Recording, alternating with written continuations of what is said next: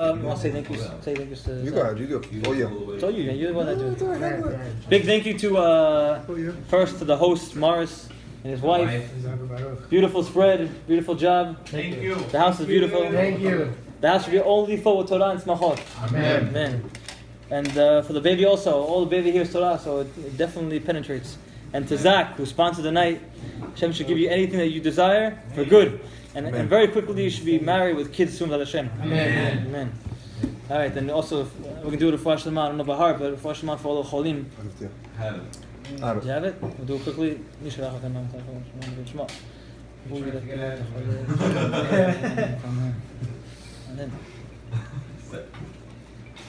לאה בת שמחה, רחל במזל, אברהם במזל, שמחה, סטפני, בת שרה, שרלין, רחמים בן מלכה, ליאם בת נריה, משה בן אסתר, לנה חיה בת לאה, יהודה מרדכי בן רחל, סבא בת רחל, נעמי בת מרים פרר, שאול בן שרה, לאה בת אוריה, מזל בת גילה, נתן בן שרה, ישועה, אלימלך בן שרה, שלמה בן מידה, שחר בן הילד, יוסף חיים בן פרידה, מאיר בן סלמה, לאל בן מלכה, דוד בן יפה, בריש בן חנה רבקה, ריטה בת זכיה, עדן בן נחמו, רחמים בן רחל, יעקב בן שרה, שמחה בת סופיה, משה בן אביה, אדיבה משה בן נדין הזריף, רבקה ברכה בת חיה, ויקטוריה, עזרא בן עוזר, פרל בת יהודית, מרדכי בן חנה, יעקב בן מזל, פורצ'ין, הדלה בן מזל, פורצ'ין.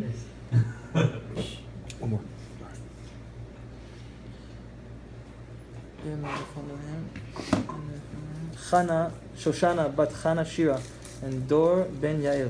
אין לפניהם, אין לפניהם, השדה, בלה, וחיים וצור, אמן. Amen. The list gets longer and longer.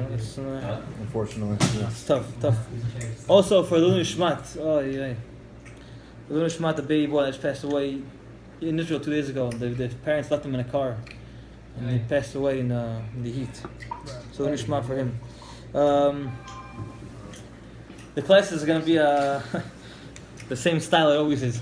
The question I ask is: did anyone take anything out of the class? Because if the class is a certain style where you just go home with information, it's not worth it. I took something out of It's got to be a little bit of a click in you. If it's nothing, doesn't change anything, even a little bit, then for me it's worthless because I'm not doing anything. I'm just giving you information.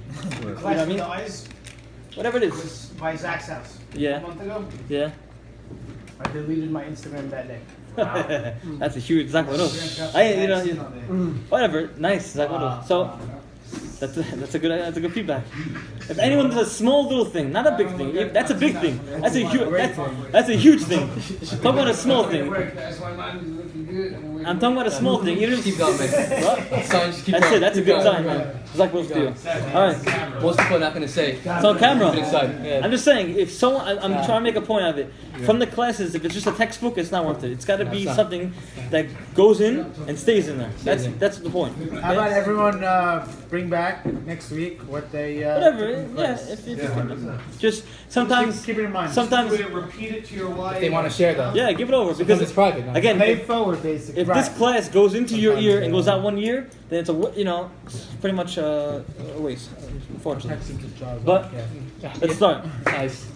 They say. Who's that? They say. These giants say. The rabbis say that before Yom Kippur, the Shabbat before Yom Kippur, it's called Shabbat Shubah. Shabbat Shubah. The Shabbat before Pesach, it's called Shabbat Hagadol. The Shabbat before Shavuot, what's it called? Anyone know? Shabbat before Shavuot. Before Shavuot. There's no name, but they give it a name. They call it Shabbat Derech Eretz. Why is it called Shabbat Derech Eretz? Because Derech Eretz Kadman Torah. Derech Eretz comes before Torah.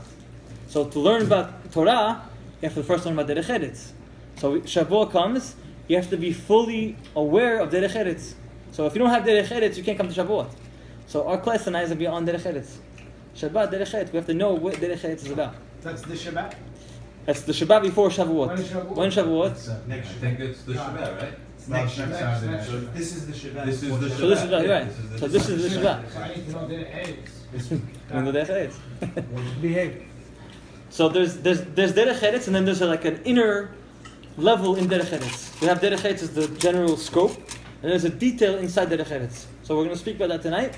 And hopefully from there we'll get a whole general understanding of really what Derech Eretz is. Therefore we can come to Shavuot full. So to start it off, the question is, right? Where do we learn derech eretz from? If you're just a regular guy off the street and you talk to them and say, listen, you have to have derech eretz, you have to know how to act. Where do we learn derech eretz from? Not a regular religious guy, a guy that's regular, secular guy, doesn't know too much, he just knows what he knows. Where does he learn derech eretz from? So you might say, from history, or you might say from movies, or you might say from some other kind of maybe famous philosophers. You might say that. But thank God we have Torah, and we have what's called the Gemara. And the Gemara in Masechet Eruvin says on Daf Kuf an amazing thing. What does he say? Listen to the words of the Gemara. Amar Rabbi Yochanan, Ilmale lo nitna Torah. If Hashem never gave us Torah, right? Haynu lomdim derech eretz from the animals. We will learn derech eretz from the animals. That's what it says. How? Very simply. Who was created first, animals or people? Animals. Animals were created on day 5. People were created on day 6. So it sounds like who's more important?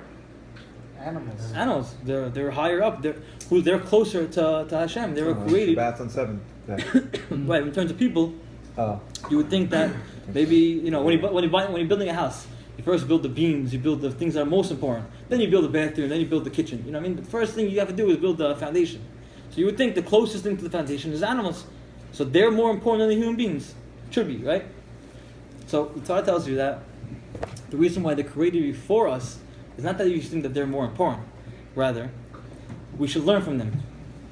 So if a guy doesn't have Torah, doesn't have derech eretz, what do they tell you? That the animals are better than you. And we're going to see how. So we have to learn derech eretz from the animals if there's no Torah. This is if there's no Torah, we learn from the animals. How? It says here. What's the animal's trait that we can learn from? The first thing we learn from is what's called a chatul. Cat. A cat. What do we learn from a chatul? Tzniut. It makes a caca and you never see it. Wow, you know the Gemara. This guy, you heard this class? You heard this class already? No. We learn how to clean ourselves, clean up after ourselves from a cat. Clean up after ourselves. That's derech eretz. When we go to a restaurant, we go to a pizza shop, you go to a fast food place, you go to get 3 slices, you sit down, you're sitting with the tray and the plate, and you have ketchup and you have French fries and you have this and that, and then we're on our phone and we don't pay attention and we just leave. The tray is on the table. The guy that's working in the store sees a Jewish guy sit down for lunch and leave his plate on the table. That's not derech eretz. If a cat does it, then we don't do it. That means the cat's better than us. That means we have to learn from a cat because he cleans up after himself. Why is it called a chatul, cat? We should know that babies, they wear diapers. In Hebrew, it's called chitulim. Why? Because it cleans up the make. So a cat, when he makes, he cleans up after himself. He cleans his cat litter. So the cat has that specialty of cleaning up after itself. Imagine a cat. So if we go to a restaurant, or we go to some place, we go to, even our own house. Even our own house. If we just leave this stuff on the table, and the wife has to do all the dishes, we're lacking derech eretz. Sometimes you have an agreement, the wife does the dishes, fine. But to leave the house sloppy and to not clean up after yourself, that's a lack of derech eretz. If we don't do that, it means a cat is better than us. That's one aspect. By the way, we should know that it comes to everything. It's the holy table. Going to the bathroom also. Cleaning up after yourself and going to the bathroom, it's a mitzvah. You go to shul sometimes. You see, it's disgusting. You see tissue on the floor, the toilet's dirty, it's just, you see from there that something's missing. We're going to shul, we're going to pray, we're going to learn Torah, but the bathroom is dirty, because there's lack of derech eretz in this place. So that's the first thing we have to learn from a cat. The second thing is we learn from an ant. What do we learn from the ants? How not to steal.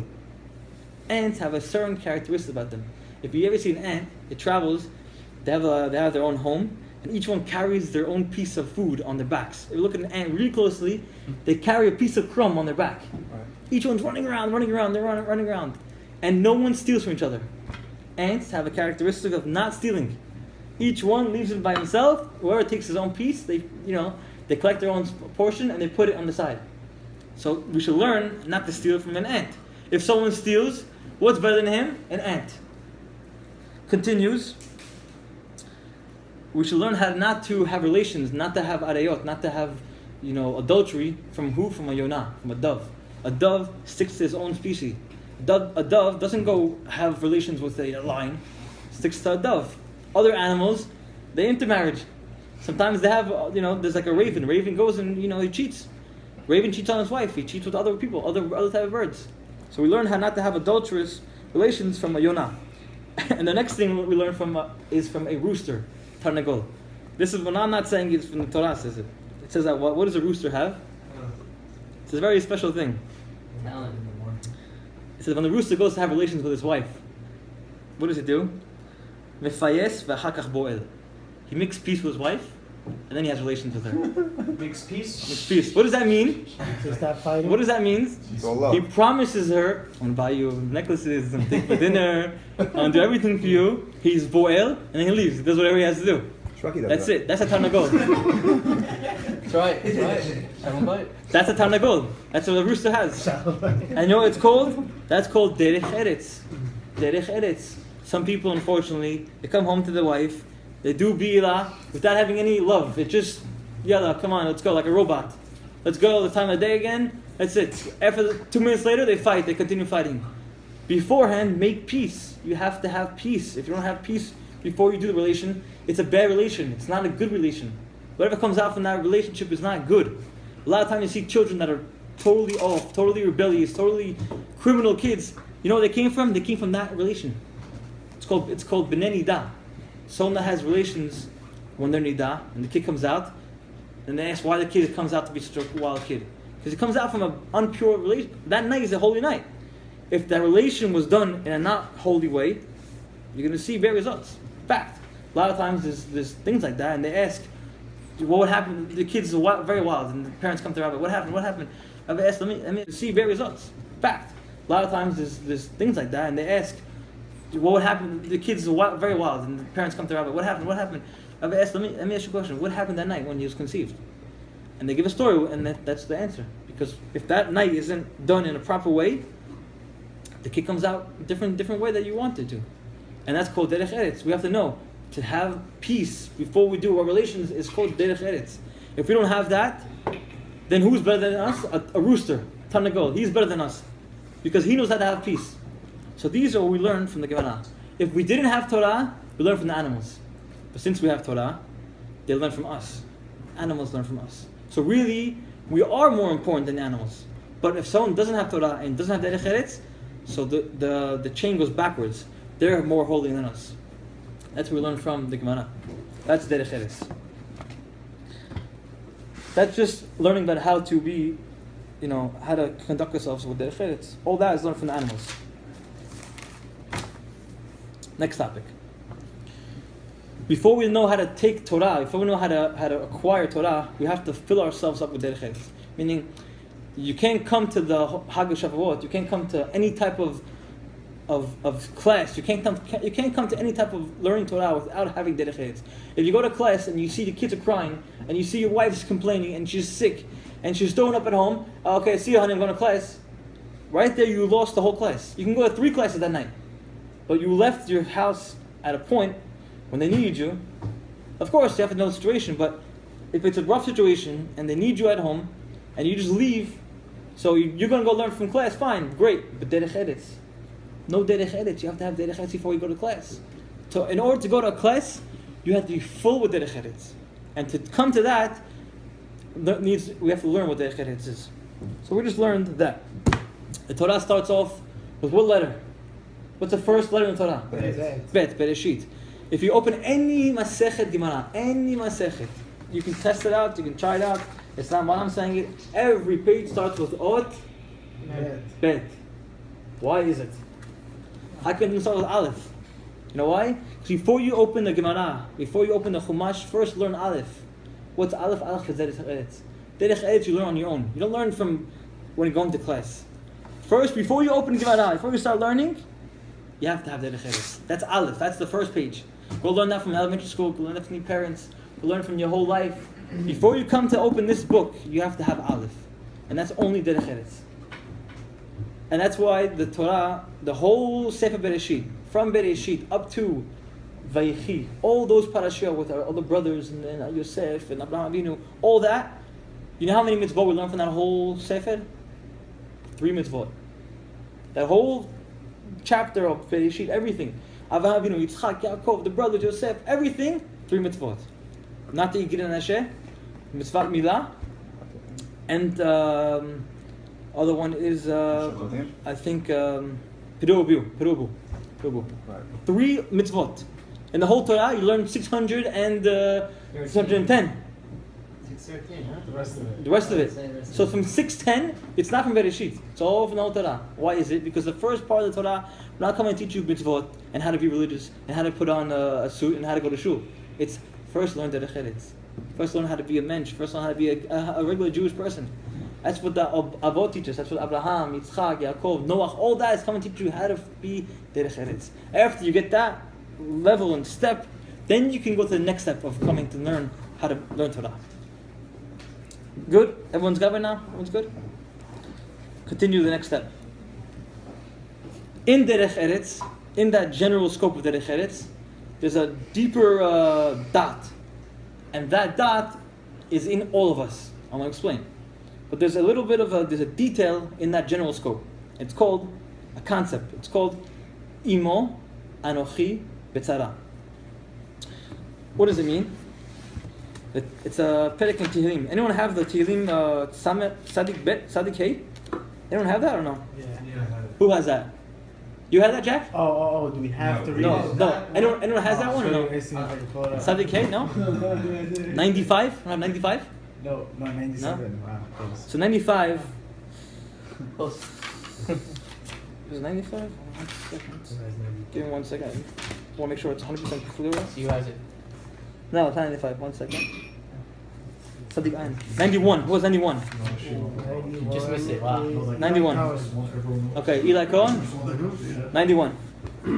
So in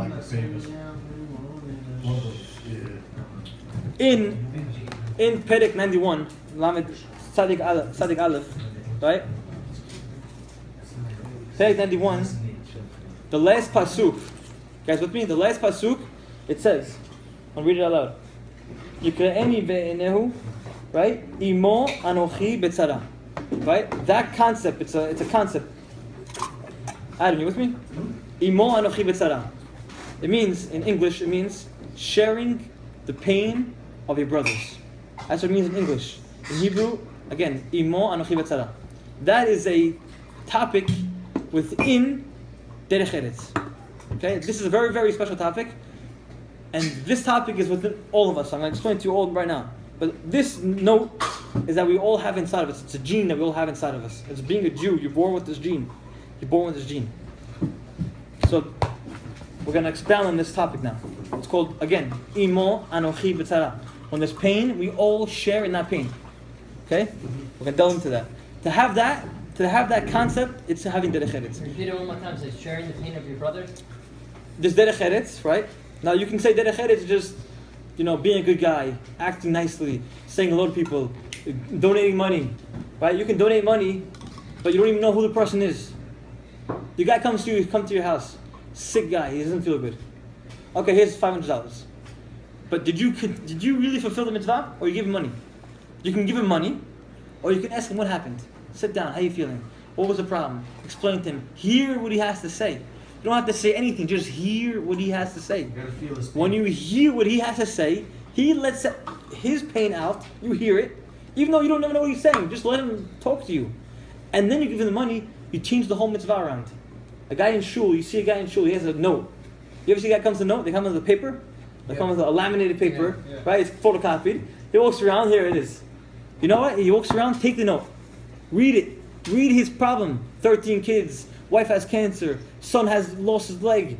No bills to pay. Read the note. Feel a little bit of the pain. And then give him $0.75. Then give him $2. Then you took that moment and turn that staka into another mitzvah called Imo Anochi B'tzara. Feeling the pain of our brothers. It's a certain type of level in derech eretz. And to have that, we're really, really full. Meaning, if we're lacking that aspect of feeling the pain, then we can never come to It has to do with anything, not only tzedakah, right? Really, everything. Everything and anything. Everything. Everything. Your wife has a hard day, Right. listen to what she says. Right. Hear what she said.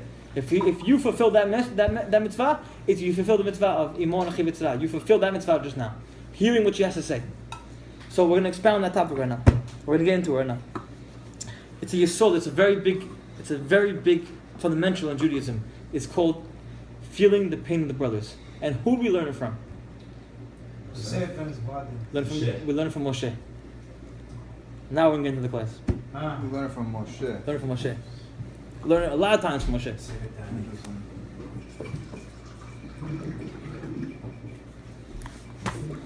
He was in Paro's palace, living the high life. He felt the pain of the Jews being slaves. You're right on. It says in Parashat Shmot, right? Parashat Shmot, it says that we all know the story of Batya, right? The daughter of Paro. What happened?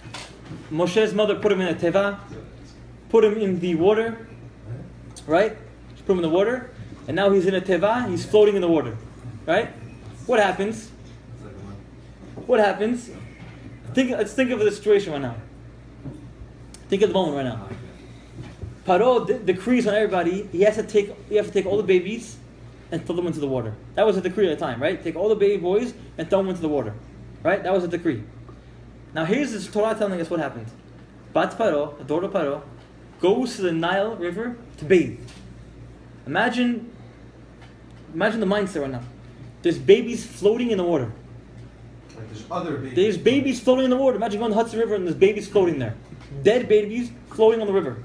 Okay? All of a sudden, Obama's daughter goes and starts taking a bath in the Hudson River. Does it make any sense?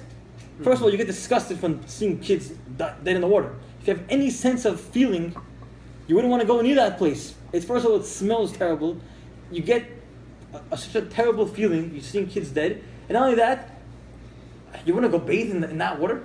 Go bathe in a clean place. Why go and bathe in that type of water? Picture that right now. Bat Paro goes to bathe in the water with babies floating around. Okay? And what happens? She sees out of the side of the reef, there's a baby in a teva, in a little ark, right? And it says in the Torah an amazing thing. Listen to what it says. Vatele bat Paro, she goes to see what's inside, and it says, Vatiftach vatir'ehu et hayeled. She opens and she sees. Again, listen to the words. She sees a yeled. She sees a kid. Now, what does it say? Vihine na'ar boche. I want to explain. She opens the teva, opens the little ark. She's a kid. And then she sees Vihine na'ar boche. We think it's the same person. Right now, Na'ad is A na'ar is an older person. Na'ar is a 12-year-old, 13-year-old boy. A yeled is a 3-year-old, a 1-year-old, 2-year-old. There's two different people here. It's not one person. She opens the teva, she sees a kid crying, she sees a kid, and then she sees a boy crying. Who is it? It's Aharon. He's following the teva. It's his brother. She saw his brother watching over this whole situation, because he's standing there for the whole time that the boy is floating on the river. He's standing there by the seas, and he's watching to see what's going to happen to his little baby brother. They didn't just put him in the water and let him go. They watched to see what's going to happen to that little brother. And what does it say here? What does the word Na'ad mean? Na'ad is a young lad, 12-year-old boy. Right. It's not an adult, it's a teenage kid. It's a lad. It's a lad, young How do we lad. know that was Aharon? The Baal Turim says it's Aharon. Right. It says, V'nei na'ar boche, it's Aharon. How does that fit into place? As soon as she sees V'nei na'ar boche, what does the Torah say? It's not me, it says Vatachmol. She has pity, mercy. This Parashat Shmot, it says that we all know the story of Batya, right? The daughter of Paro. What happened? Moshe's mother put him in a teva, put him in the water, right? She put him in the water, and now he's in a teva, he's floating in the water, right? What happens? What happens? Let's think of the situation right now. Think of the moment right now. Paro decrees on everybody, you have to take all the babies and throw them into the water. That was a decree at the time, right? Take all the baby boys and throw them into the water. Right? That was a decree. Now here's the Torah telling us what happened. Bat Paro, the daughter of Paro, goes to the Nile River to bathe. Imagine the mindset right now. There's babies floating in the water. Like there's other babies. There's babies floating in the water. Imagine going to the Hudson River and there's babies floating there. Dead babies floating on the river. Okay? All of a sudden, Obama's daughter goes and starts taking a bath in the Hudson River. Does it make any sense? First of all, you get disgusted from seeing kids dead in the water. If you have any sense of feeling, you wouldn't want to go near that place. It's first of all, it smells terrible. You get such a terrible feeling. You're seeing kids dead, and not only that, you want to go bathe in that water. Go bathe in a clean place. Why go and bathe in that type of water? Picture that right now. Bat Paro goes to bathe in the water with babies floating around. Okay, and what happens? She sees, I don't know, out of the side of the reef, there's a baby in a teva, in a little ark, right? And it says in the Torah an amazing thing. Listen to what it says. Vatele bat Paro, she goes to see what's inside, and it says, Vatiftach vatir'ehu et hayeled. She opens and she sees. Again, listen to the words. She sees a yeled. She sees a kid. Now, what does it say? Vihine na'ar boche. I want to explain. She opens the teva, opens the little ark. She's a kid. And then she sees Vihine na'ar boche. We think it's the same person. Right now, Na'ar is an older person. Na'ar is a 12-year-old, 13-year-old boy. A yeled is a 3-year-old, a 1-year-old, 2-year-old. There's two different people here. It's not one person. She opens the teva. She sees a kid crying. She sees a kid. And then she sees a boy crying. Who is it? It's Aharon. He's following the teva. It's his brother. She saw his brother watching over this whole situation. Means he's standing there for the whole time that the boy is floating on the river. He's standing there by the seas, and he's watching to see what's going to happen to his little baby brother. They didn't just put him in the water and let him go. They watched to see what's going to happen to that little brother. And what does it say here? What does the word na'ad mean? Na'ad is a young lad, 12-year-old boy. Right. It's not an adult, it's a teenage kid. It's a lad. It's a lad, young How do we lad. know that was Aharon? The Baal Turim says it's Aharon. Right. It says, V'nei na'ar boche, it's Aharon. What is it? How does that fit into place? As soon as she sees V'nei na'ar boche, what does the Torah say? It's not me, it says Vatachmol. She has pity, mercy. This person, this Bat Paro, Batya, just wants to go bathe in a river with dead bodies. Is it possible to say she has pity? No, there's no pity involved in it, because her feelings are totally dissolved. She's totally immune to everything. Paro used to kill 150 babies in the morning and 150 at night, and he used to rinse in their blood. She grew up in that house. There's no pity in that house. There's no mercy in that house. How could she possibly have pity? She saw something that no one else in the world has. She saw something that only Jewish people have. And it's called Imo Anochi Besara, sharing the pain of our brothers. She saw a baby brother crying over his younger brother. She said, what? That exists in this world? People cry over other brothers? I grew up in a palace where they kill kids all day. She couldn't fathom the possibility that a brother could cry over his brother. At that moment, it said that she converted. Bat Paro converted. Morris, you hear that? You hear that or no? She converted. She didn't go back to her palace. She she was in the water. She dipped. She did mikveh. She came out Jewish. Bat Paro is one of the people that never passed away. She went to Gan Eden alive. It says Bat Paro has a special zechut. She gets to see Moshe Rabbeinu 3 times a day. I'm not going to get into it. But you see from here that Bat Paro, she converted. Why? Because she saw what the Jewish people have. We have a possibility, we have a trait of seeing brothers cry. Imagine that. Seeing brothers crying made her convert. It brings us to a famous story. One time, Rav Yashiv, he passed away a couple of years ago. He died at 110. He's a huge Torah giant. One of the Gedolim of the Ashkenazim world, also our world. So one time, Erev Pesach came. This guy comes into the Rabbi Yashiv's house, and it's Erev Pesach. So they're getting ready for the Pesach. Said that this guy walks into his house with his younger son. It looks like a cool little guy. He wears a hat, jacket, regular guy. And his assistants asked the Rabbi, you know who this guy is? He said, no. Who is this guy? This guy 5 years ago came to buy the chametz from you. He was the goy that buys the chametz. 5 years ago, this guy came to your house to buy the chametz from you during Pesach. He was the goy. This guy converted. He converted. He became a kollel guy. His kids, regular kollel family. They asked him, how did you convert? What happened? He said, I came to buy the chametz. I saw greatness. I converted. Without doing anything, Rabbi Yosha didn't say a word, didn't try to convert him, didn't try to appease him. He just sold him the chametz. But the guy saw what a Jewish person has, what a Torah giant has. He saw greatness, and he converted. Bat Paro saw that aspect of Imon Achivatzai. She saw that aspect of Jewish people, and she converted. That's the capability of Moshe. I want to take it to a deeper level now. Noach was a great tzaddik, but he lacked something. He lacked that aspect of Imon Achivatzara. You know what that means? When Hashem told him we're going to destroy the whole world, Mabul, right? So he tried to convince them a little bit, but he didn't do such a good job of it. Who did he save in the end? Him and his family, right? Which means that what? He wasn't willing to die with the people. He was willing to save himself. The people, the whole world got flooded. He was lacking a midah of imon achivatzara, sharing the pain with his brothers. That's what happens when someone passes away and they don't fulfill their duty like they're supposed to do. What happens? They come back again. Hashem brings back Noach again a second time. I don't like to say it, but it's Gigul. It comes back as Moshe Rabbeinu. And the similarities are 100% exact. Noach is in a teva in the water. Who's in a teva in the water? Moshe. Noach's building a teva for how many years? 120 years. Moshe, how long did he live? 120 years. The rain is falling in the teva for how many days? 40 days, 40 nights. Moshe is on Har Sinai, 4 days and 4 nights. The list goes on and on. There's like at least 20 of them.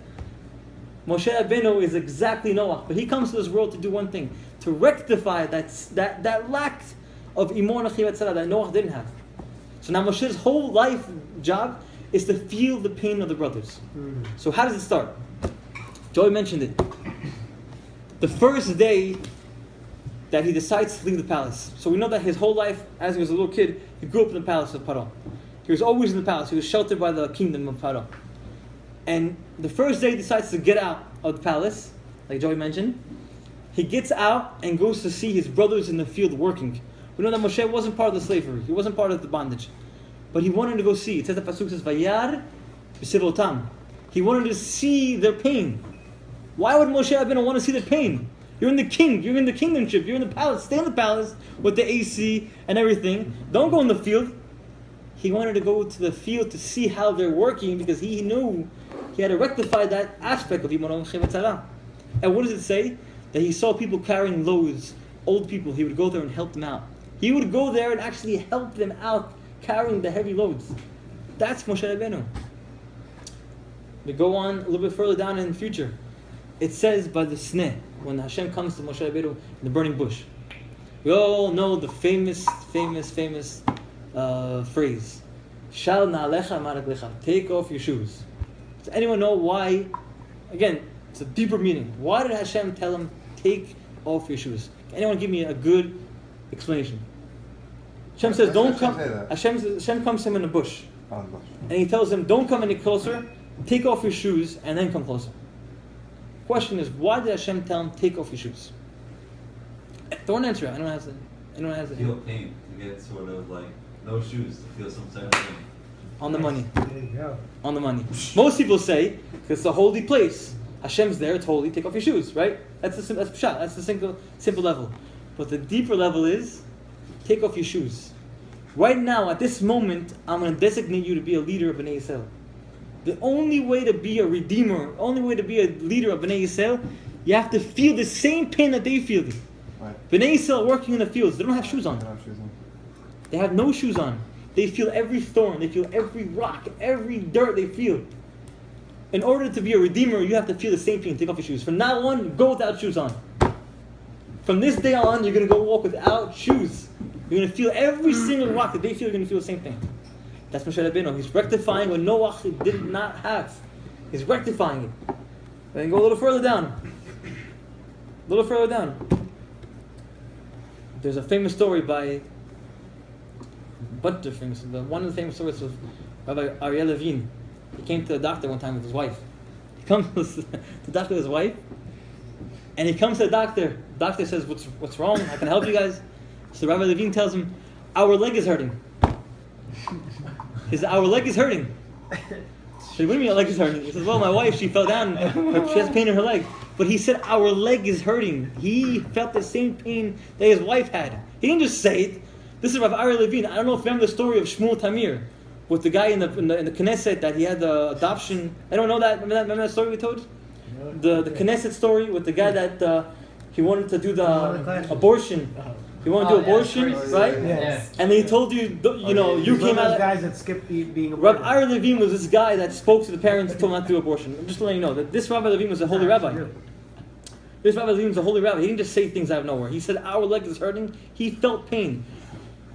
About him, there's a famous story about him. There was once a widow who passed away, and she lived in the same block as him.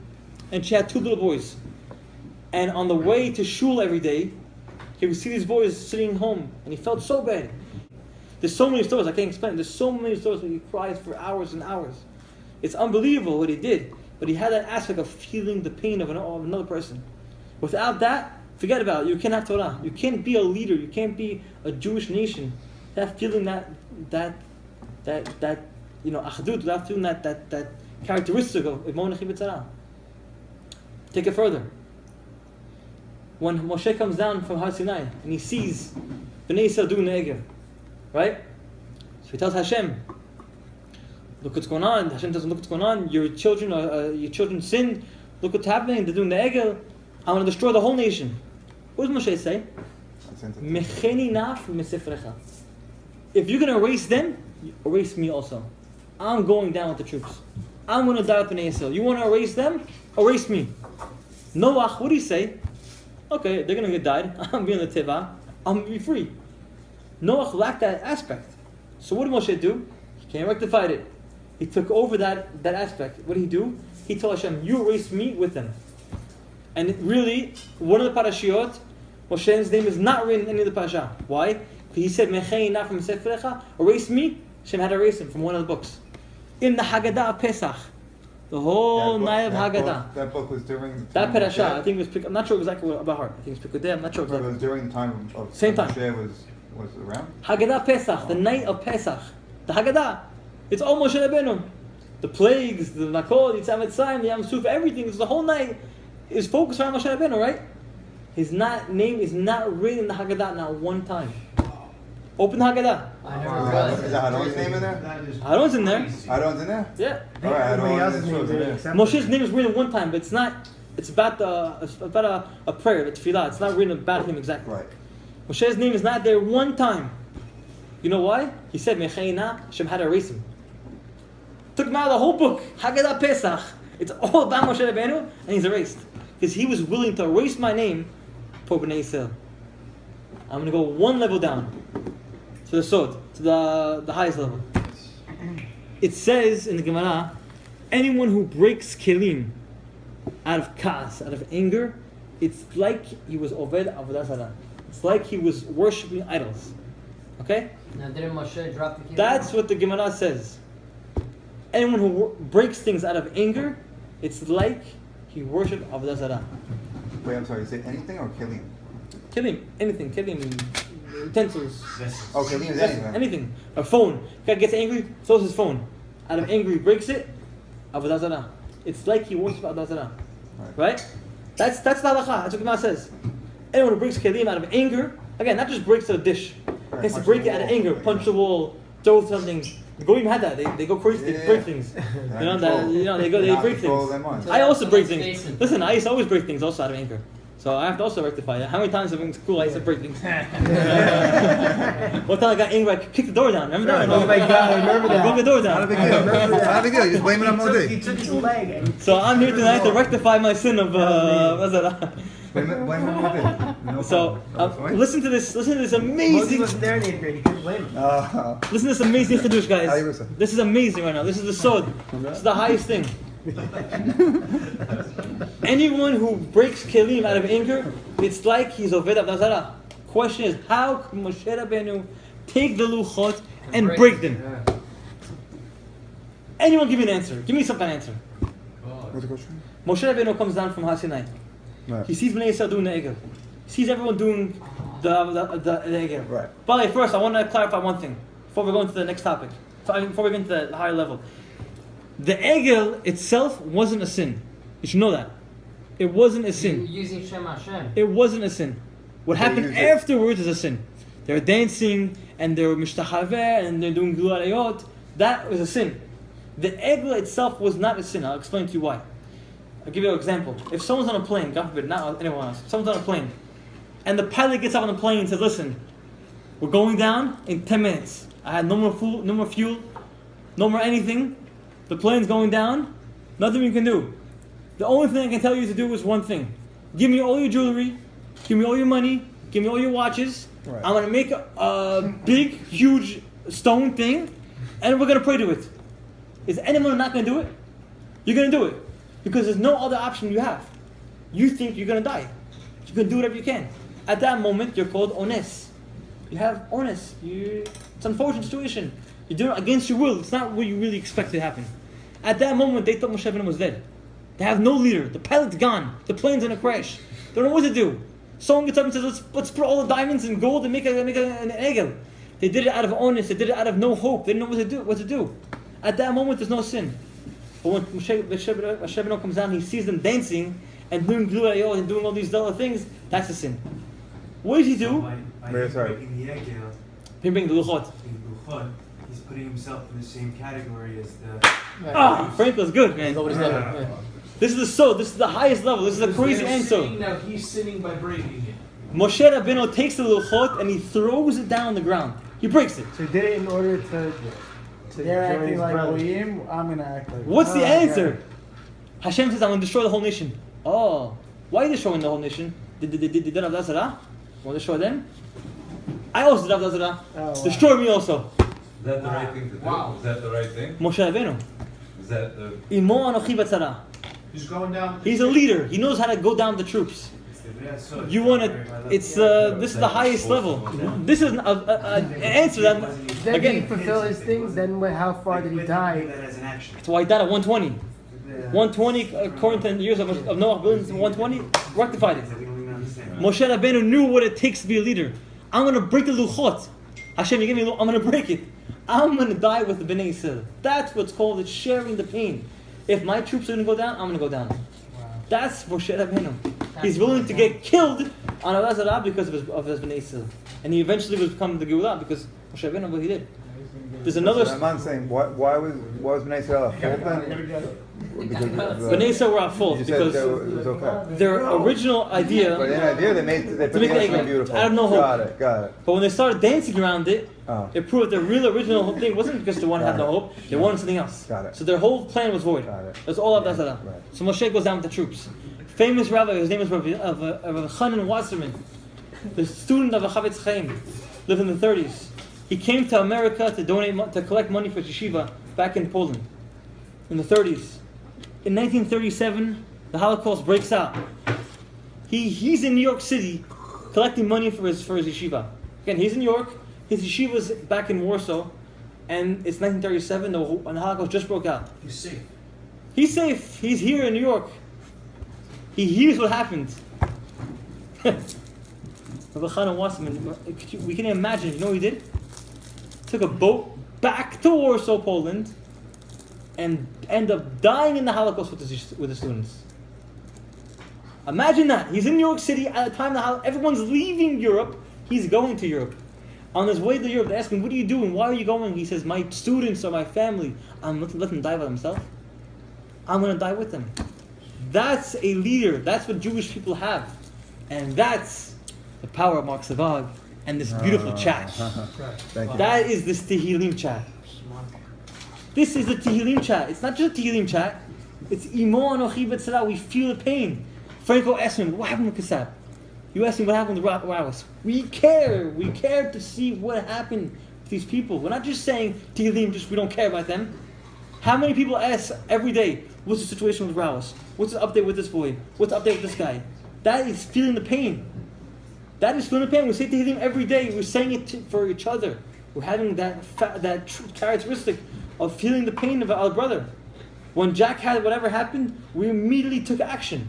because we care for our friend. We have that characteristic of Imon Achiv. And with that, we can come to Shavuot and learn, and we can be ready to accept the Torah. Because we know how to fulfill Imon Achiv. Chazak Ruch to Mark, and everyone in the chat that's keeping it up, everyone's saying Tehillim, we should know when we're saying Tehillim, we're fulfilling the mitzvah of V'ahavta Lecha Kamocha. That's it. Chazak Baruch. Beautiful.